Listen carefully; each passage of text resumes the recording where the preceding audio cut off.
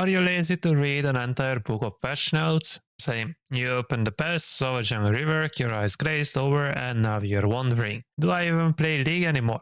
Well, the good news, you don't have to read anything because I did it for you. I'm Forest, a jungle main with years of pain, bad teammates, and questionable ganks under my belt. I made this channel so you can skip the BS, dodge overpriced coaching gurus, and actually start improving, whether you're stuck in bronze or aiming to hit masters. I have been where you are, and now I help people climb without wasting years. I know I'm a week late on this patch, but here's the video as I promised. Riot decided jungle mains were getting too comfortable.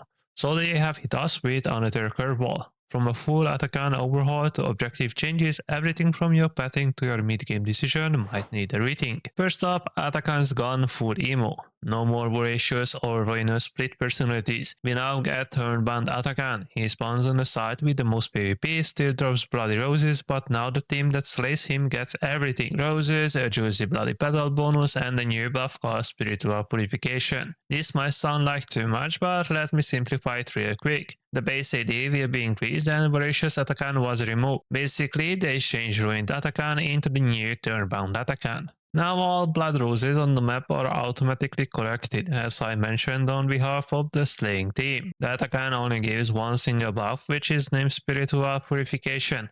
This part might sound complicated once again, but I will try to explain this as simple as possible. If you slay Atakhan, bloody roses transform into spirit petals. These spirit petals will provide 25% more XP and adaptive force for your team. At first this sounds like a lot, so we can expect nerfs most likely. But there is more. If you kill an enemy, they will explode in a small area, leaving spirit petals behind, and on top of that, the explosion will slow the opponents by 60% for 1.5 seconds while dealing 15% current health adaptive damage to them. What does that mean for us jungle mates? It means you either show up for this fight or watch the enemy team scale into spiritual gods while you cry over your Grub. Then there's the bounty changes. Riot is trying to fix the carry gets shut down and your game explodes problem. Now bounties won't skyrocket just because you dare to have a good game. Instead, from 300 gold based on target level, it will increase up to 420. So now bounty suppression always applies at full effectiveness to the losing team from previously taking place in stages. It starts from 30% up to 100% based on a team disadvantage. Plus now bounties accumulate and evaluate only after exiting champion combat.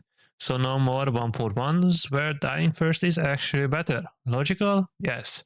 Good for junglers who skirmish non-stop? Debatable. Oh, and void grabs. One fewer now. They spawn later and don't respawn. Thank the jungle gods, because juggling for these many objectives by 50 minutes was never fun. And the new rewards are cleaner.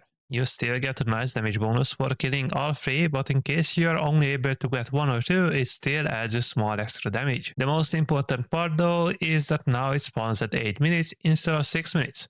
All in all, better pacing. You will stress slightly less. Drift Herald now hits harder and faster, kinda like your tilted ADC after First Blood. But Herald's pet also got quality of life upgrades, drives smoother, charges smarter, and doesn't randomly fumble tower charges anymore. It's basically your only reliable teammate now.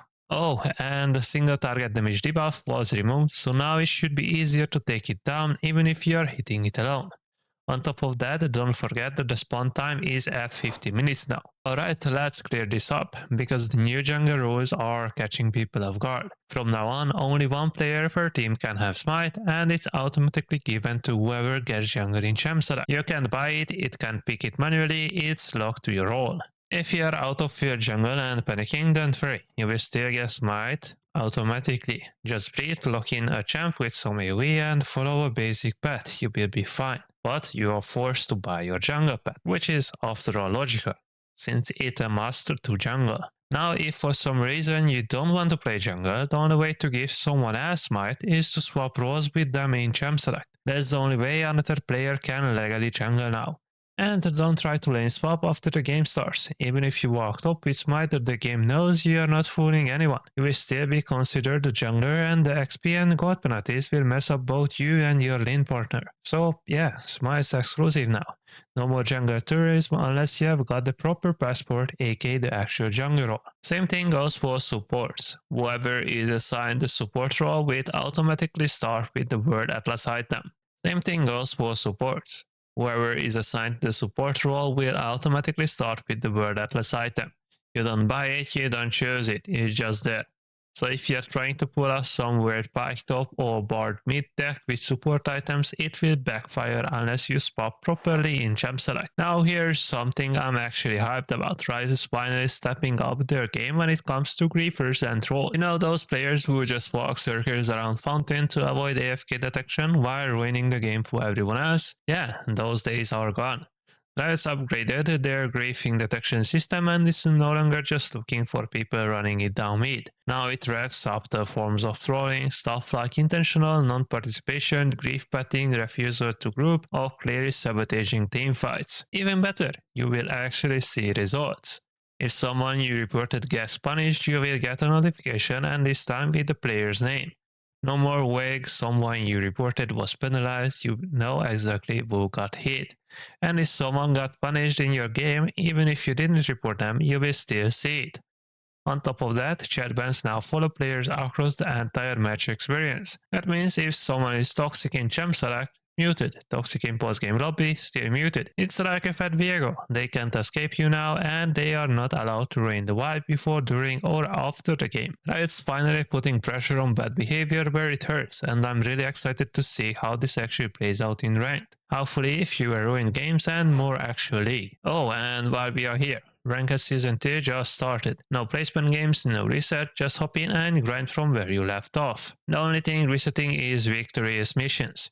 You will need 15 wins in the season to qualify again. And yeah, Summoner's Rift got a glow up. The wall map's rocking a fresh Spirit Blossom team now, so while you're sweating over RP, at least the view is nice. So yeah, patch 25.9 is big, especially for us in the jungle. You will need to rethink pathing, adapt to Thornborn timings, and optimize when to contest bounties and void grubs. But don't worry, I will be breaking all that down in future videos with builds, pathing guides, and matchup tips. Want some actual help climbing? Join my Discord. Every new member gets a short free coaching session. Or if you are really ready to level up, I offer in-depth paid reviews that don't cost a kidney. But whether you are here for free tips or the full climb, you are welcome. Like, subscribe, drop a comment if this patch made you cry inside, and I will see you next video. Until then, happy ganking, and don't forget to mute your crybaby feeding teammate.